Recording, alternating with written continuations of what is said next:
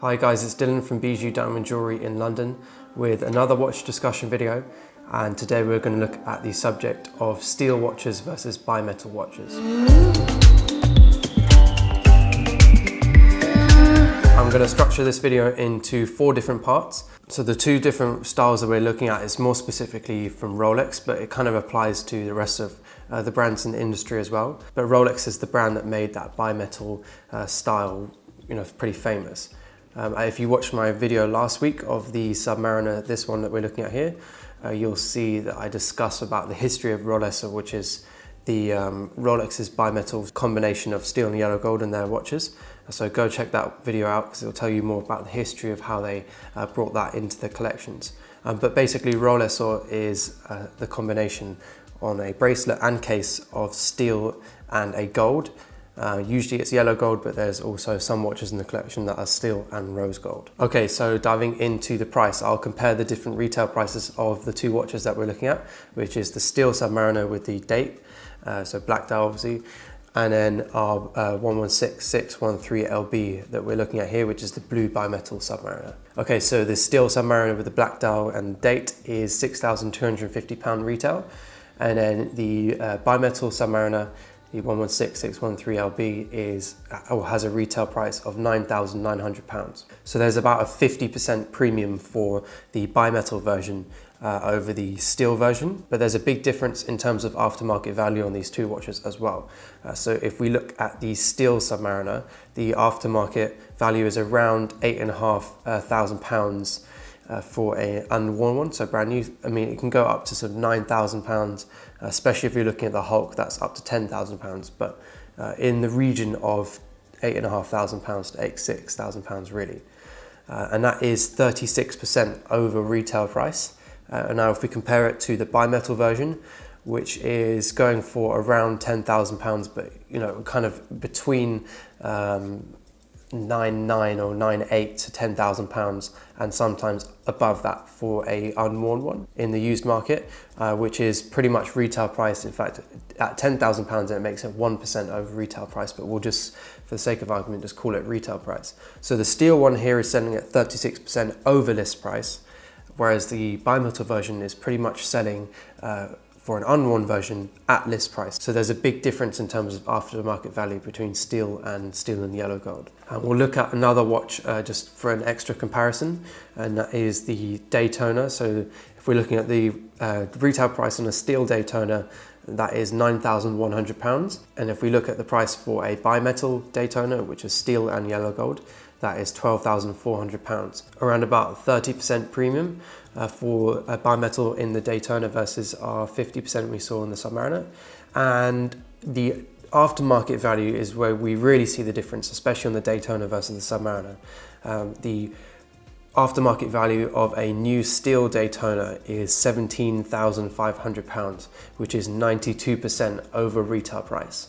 Now, if we compare that to the aftermarket value of a bimetal Submariner, reference 116503, and we're looking at specifically like a white dial or black dial, so just a standard dial, same as the steel Daytona, only black and white dials, that is going for £12,500, but really they're just going for around retail, which is £12,400, but yeah, around the 12.5. Some of them are going up to 13, but most of them will be around retail price. So we can say, again, 1% over retail price, but essentially those bimetal versions are selling for retail price. So again, you look at the comparison in aftermarket value, steel version going for 96% over retail price, and bimetal version going for pretty much retail price. So a huge difference in aftermarket value in the Daytona. We have seen a slight change though in recent times of the movement in prices. There used to be actually those bimetal watches selling for under list price, but we've seen recently that people who really wanted to buy the steel one are actually finding it cheaper now to buy the bimetal versions, which has really bumped up the prices of the bimetal watches. So the bimetal Daytona, for example, used to sell for around £9,000 to £10,000. And now that's selling up at £12,000. So it's definitely increased in value over the last year or so, definitely within the last year. And the bimetal Submariners have always done kind of well, especially the blue, but still, again, not quite as high as this. They're usually around the £8,000 mark, and now they're up at around £10,000. So we're definitely seeing an increase in value of the bimetal watches, but without doubt the steel ones are always going to win, and they have an amazing track record as well. Which of the two is a better investment, steel or bimetal watches? I personally say steel watches are a much better investment. That kind of goes for all brands as well. Patek, Audemars Piguet, Omega, all of the brands. Really, I'd say steel is a better investment. There's more people looking to buy the steel versions of that watch than there are the bimetal versions. But watches like this blue Submariner that we're looking at here is actually one of Rolex's most iconic watches, and therefore this one is not such a poor investment, and it should really hold value and probably go up a little bit as well, but you won't see as much growth from this as you would if you had a steel Submariner. Okay, now moving on to the next part of the video, which is design. So we're looking at kind of the difference in designs of steel watches versus bimetal watches. So steel watches tend to be a little bit more sporty, usually, or especially with steel sports watches like from Rolex. That's generally how the watch was meant to be designed and made, in steel.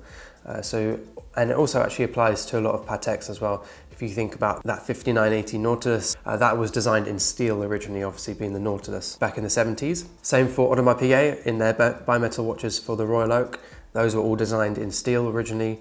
And then obviously all the Rolexes, the Submariners, the Daytonas, the GMTs, etc. were all designed originally in steel, and then were then brought out in these bimetal options. And the reason why they offer bimetal versions is that you then have the choice to have a slightly more luxurious version of like a utility or sports watch. Those steel watches can look very sporty and kind of a bit more rough and ready in a way, a bit more of a tool. And that gold really does add a more luxurious feel to a watch. It also does add a little bit of weight as well to the design, just makes the whole experience of wearing that watch a bit more luxurious and a bit more expensive, because these are expensive watches whether or not you buy the steel or the bimetal. So I think people maybe feel if they spend a little bit extra and get the gold, they feel like their money's slightly better spent. The steel watches tend to have a lot more sporty dials. So if you look at the Daytonas, the Submariners, the GMTs, they all really have quite basic black or white dials. Some obviously have the green like the Hulk, but mainly they just have very sporty, classic, pretty standard looking dials. If you look at bimetal Daytonas, you've got options for diamond dials, mother of pearl dials, champagne dials, so you've got much wider choice of more luxurious looks for that watch. If you're going for bimetal versus steel, for a steel Daytona you can only have a black or a white dial. So if you're looking for a more luxurious feel, then obviously the bimetal, not only does it feel and look a little bit more luxurious, but in terms of options from brands, usually there's slightly more luxurious options to match that, the gold or the addition of gold in the design. Bimetal watches do look a lot more dressy as well.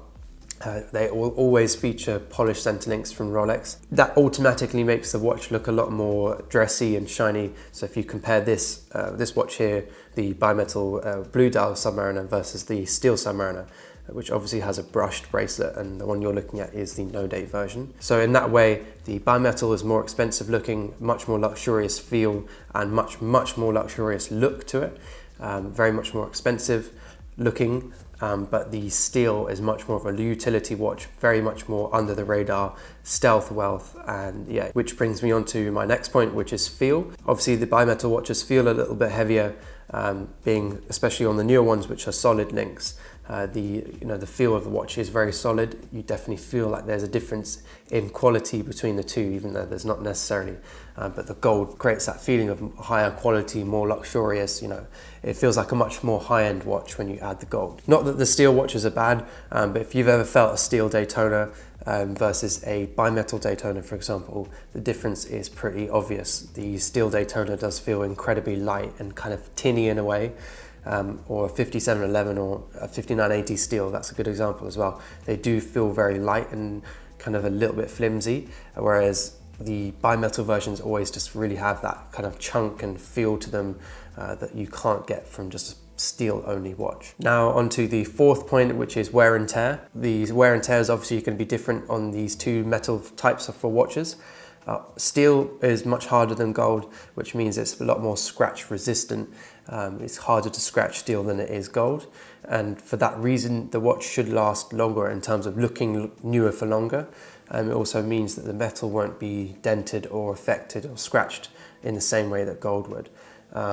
Also, if you wear a gold watch for a long time, if you look at lots of old date justs from the 50s, 60s, gold versions, you can see that the bezels are worn down. So where it should be fluted and sticking up, it's actually almost smooth on those watches, and that's because just with wear and tear and polishing the watch over the years, gold is very soft and gold can be kind of eroded away at, whereas steel is, it's less likely that that can happen. Another way you can see this is if you look on gold Submariners or gold JMTs, you can see around the bezel where it's got the sharp edges, they tend to become quite smooth over time, whereas the steel ones tend to stay really sharp. Another thing with gold, because they generally are always polished watches as well, gold watches, you tend to have to polish it a little bit more often, because otherwise the watch does really start to look quite old and scratched up. And then the moment you start polishing a gold watch, you lose the shape of that original watch when it left the factory. Sharp edges become a little bit more rounded on the watch, and you lose the definition that it once had. So in that respect, a steel watch is much better, because firstly, not only will you not have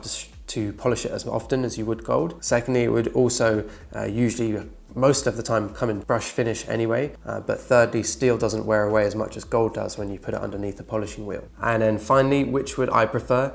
Personally, I prefer the more stealthy look of steel, the fact it's much harder wearing, the fact it usually comes in brushed metal. I just prefer the much more understated appearance of steel. I do like bimetal watches. I have owned a bimetal watch, a bimetal Daytona, and I love that watch. But I never wore it on the bracelet, so I didn't really get the full feel of the gold and gold combination and steel. Obviously, that watch features a gold bezel, but the appearance is much more subtle when it's just on a strap. I think if you really like the steel watches and you don't want to pay that crazy premium, and you maybe want a little bit more for your money, then the bimetal options are always brilliant. Not just from Rolex, from lots of other brands as well. Just personally, I prefer a slightly more understated feel. But I really, really like this blue Submariner. That's probably one of the only bimetal watches I would own, is this one here. I just think it complements the blue really nicely, and we've discussed that on the full yellow gold Yachtmaster 2. Blue and yellow are obviously complementary colors, and it really, really does work on this design on this watch. But yeah, it really depends on what you want out of that watch. Do you want it to be a status symbol, or something that's a little bit more obvious that you're wearing something expensive, or something that's a little bit more subtle, maybe something that's a little bit harder wearing, something you don't really need to worry about whether or not you've dinked it or not, or scratched it. Still you can just kind of get on with wearing it every single day, and it's not so much of a problem. I also like the fact that obviously steel watches do better investment wise than bimetal watches.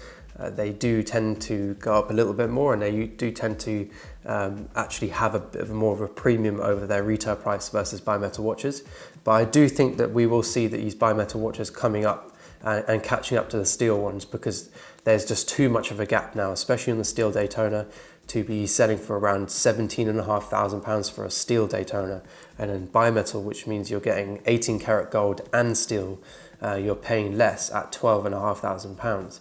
So I just think that kind of gap is too much now, and I think it's got to close at some point.